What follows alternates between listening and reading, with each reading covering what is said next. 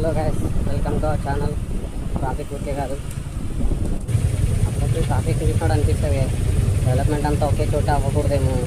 Resources అన్నీ తక్కువ వస్తాయి కదా, ల్యాండ్ అవ్వచ్చు, వాటర్, పొల్యూషన్.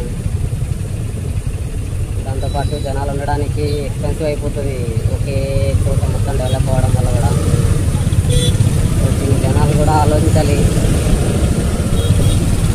డెవలప్మెంట్ అంతా ఒకే చోటే అవ్వడం వల్ల చాలా ఇబ్బందులు వస్తాయి.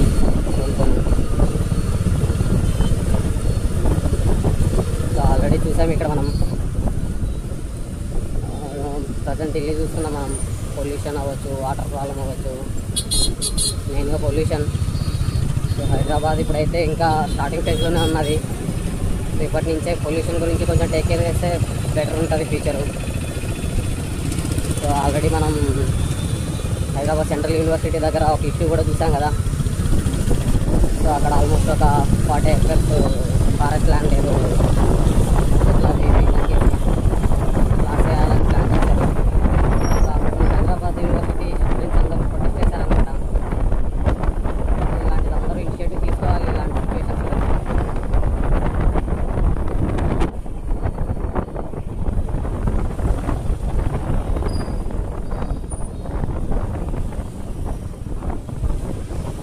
డెవలప్మెంట్ మనీ గురించి ఆలోచిస్తున్నారు. మనం మన ఫ్యూచర్ జనరేషన్కి ఏమి ఇస్తున్నాం అన్నది కూడా ఆలోచించాలి కదా.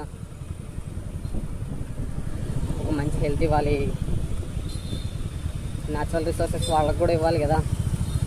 ఉన్న న్యాచురల్ రిసోర్సెస్ని నాకు తెలిసి హైదరాబాద్లో మోస్ట్ ఆఫ్ ద ఏరియాస్లో ఆల్రెడీ వాటర్ ప్రాబ్లమ్స్ కూడా స్టార్ట్ అయినట్టున్నది.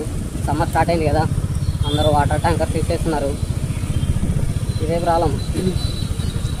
సో అందుకనే ఫ్యూచర్లో ఏమైనా డెసిషన్ తీసుకునేటప్పుడు డెవలప్మెంట్ ఒకే చోటే కాకుండా కొంచెం స్ప్రెడ్ అయ్యేలాగా ఆలోచించాలి ప్రభుత్వాలు. గ్రౌండ్ వాటర్ బాగా తగ్గిపోయాయి.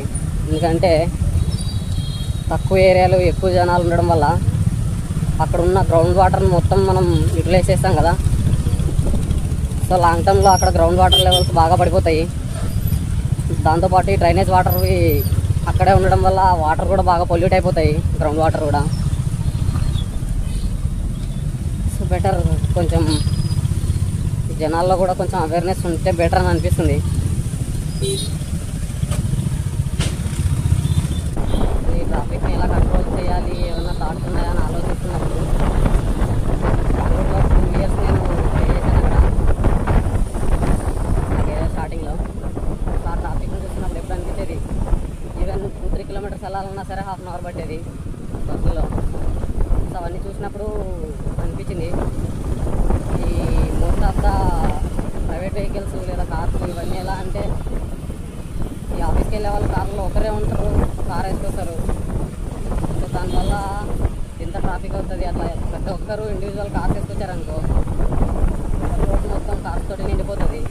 సో ఇవన్నీ ఆలోచిస్తున్నప్పుడు ఒక ఆలోచన వచ్చిందనమాట.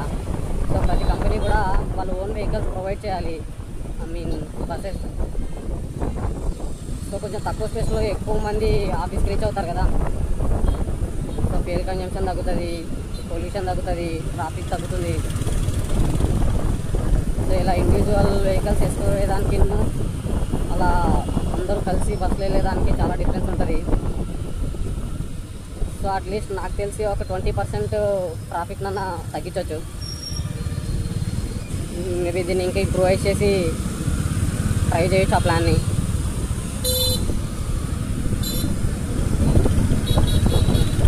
సో కొంచెం ముందుకు కూడా ఆలోచించాలి కదా. న్యాచురల్ రిసోర్స్లో ఒకటైనా పెట్రోల్, డీజిల్ ఇది మన ఫ్యూచర్ జనరేషన్కి ఉంచాలి. మనం కొంచెం ఉన్నది కానీ మనమే వాడేసామనుకో ముందుకేం మిగలదు.